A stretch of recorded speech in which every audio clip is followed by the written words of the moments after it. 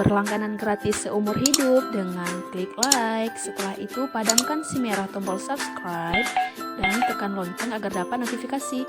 Baiklah, kali ini kita akan bikin asam durian atau dalam bahasa Aceh disebut jukdrin. Adapun bahan-bahan yang kita perlukan, ini ada daun mangkok.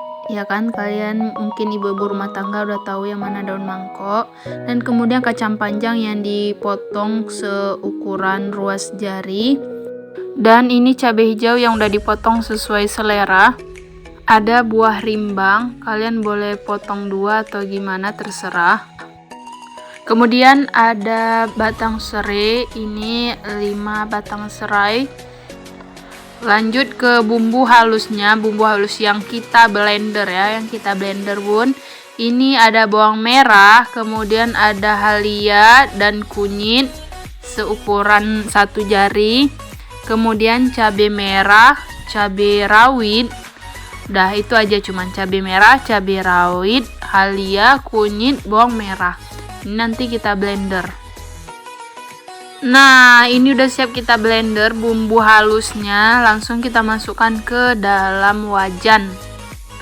Dan kemudian ini kelapa ya, kelapanya agak muda dikit, kelapa yang masih hijau lah kulitnya. Setelah kita blender kelapanya, kita masukkan batang serai yang udah kita cincang halus-halus seperti ini dan buah rimbang bulat-bulat.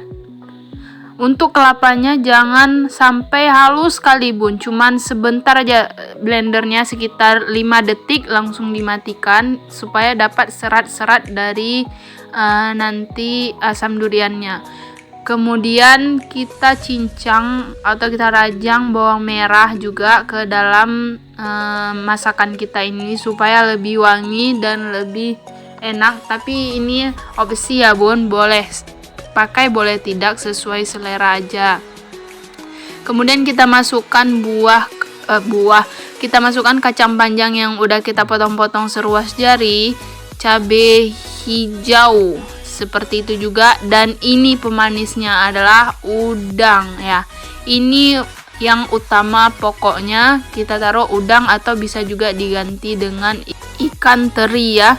Ini dia asam duriannya. Ini adalah durian yang udah difermentasi ya. Ini makanan khas orang Aceh, apalagi sebelah Aceh Selatan sana. Jadi kami sangat suka memasak asam durian ya seperti ini. Ini orang-orang yang kepingin masak pasti tahu apa itu asam durian atau jukdrin atau asam drin ya kan. Tinggal kita aduk-aduk semuanya hingga rata. Ini kurang ya, nanti asam duriannya ditambah lagi karena ini sangat banyak itu kelapanya. Kemudian langsung aja kalau mau ditaruh garam, taruh terus garam. Kita aduk-aduk sampai udangnya masak, rimbangnya masak, sayur-sayurannya masak, kemudian airnya udah agak mengering sedikit. Nah, seperti itu udah jadi. Tinggal kita tunggu beberapa saat kemudian.